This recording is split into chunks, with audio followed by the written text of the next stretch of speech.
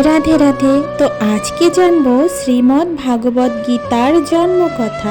পৌরাণিক কথা অনুসারে মৃত্যুর আগে রাজা পরীক্ষিতকে উদ্ধার করার জন্য সুখমণি তাকে ভগবান শ্রীকৃষ্ণের যে অমৃত আখ্যান 7 দিন ধরে শুনিয়েছিলেন, তাই হলো শ্রীমদ্ ভাগবত।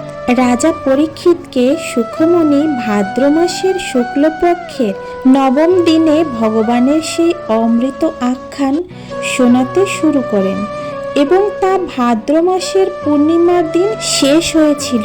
এই জন্যই ভাদ্র মাসের পূর্ণিমায় ভাগবত জন্ম পূর্ণতিথি রূপে পালন করা হয়ে আসছে। শ্রীমদ্ ভাগবতে ভগবানের বলা বাণী আর ব্যাসদেবের লেখা এই ভাগবত সংস্কৃত ভাষায় আমাদের ধর্মের মধ্যে দিয়ে এটা সবাই পড়ে।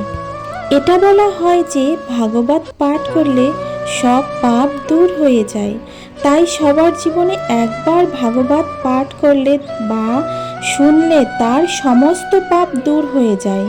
ব্যাসদেবের রচিত সংস্কৃত ভাগবত যারা পড়াশোনা করেছেন বা জ্ঞানী লোকেরাই বুঝতে পারতেন, কিন্তু সাধারণ বাঙালিরা ভাগবত পড়ার জন্য ব্যাকুল হয়েছিলেন। আমাদের ভাগবতের রচয়িতা জগন্নাথ দাস ছিলেন। সে ভাগবতকে সরল ভাষায় বুঝিয়ে দিলেন। 11টি স্কন্দ ভাগবত দাস অনুবাদ করলেও দ্বাদশ ও ত্রয়োদশ স্কন্দ মহাদেব দাস অনুবাদ করেছিল। এইভাবে জগন্নাথ দাসের জন্য আজকের আমাদের সবাই ভাগবত পড়ার সুযোগ পেয়েছি।